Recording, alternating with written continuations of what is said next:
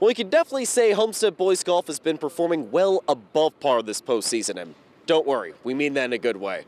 Anyways, we got the head coach, Mickey Mazock, joined alongside us, and really the whole crowd coming here to support you. You got a little send-off parade, the Aboit Fire Department too. Nice little send-off for this team, and well-deserved.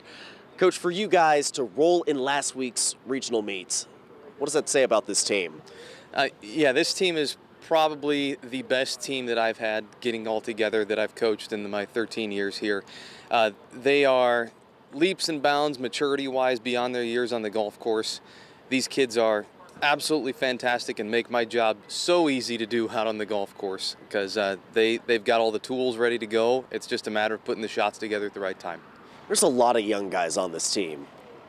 The guy who had the best score on this Homestead team last week, he's a freshman, or he's going to be a sophomore this fall, but for your younger guys to step up and play well beyond their years already, what does that say about the younger guys on this team?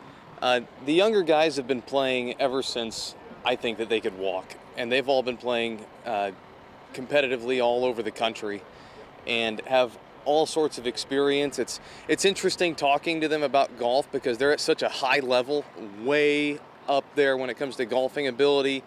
But of course, at the end of the day, when they talk about other things like on the bus, they're just high school kids. It's kind of an interesting dynamic to see. Well, you got two seniors on this year's roster with Noah and Jack. How have they sort of set the tone with this team and made sure the winning culture continues with this Homestead program?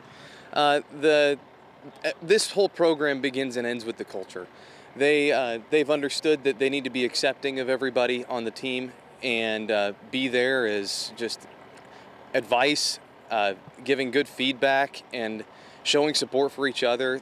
They've taken the responsibility on themselves. If there's a freshman whose ride is late or whatever, the upperclassmen are always just, hey, come on in my car, I'll take you home, no problem. And that's just the way that it's been here, and they all love each other. It's a great team to be a part of. You guys have passed a bunch of challenges so far this season. It's going to be a different challenge entirely this week as you guys go down to Carmel, a 2-round state finals. How do you guys handle that, just knowing you guys are going against the best of the best in this state, and you're going to have to do it for 36 holes? Yeah, it's going to be more of our philosophy is going to be you don't win the tournament on the first day. The tournament comes down to the last 9 holes in any type of golf tournament that you play in, and so it's really just making sure that we can get ourselves into position to be in the mix on the last 9 holes, and then there's a lot that can happen. So it's good fortune and good scoring and not making any errors that are too big to come back from.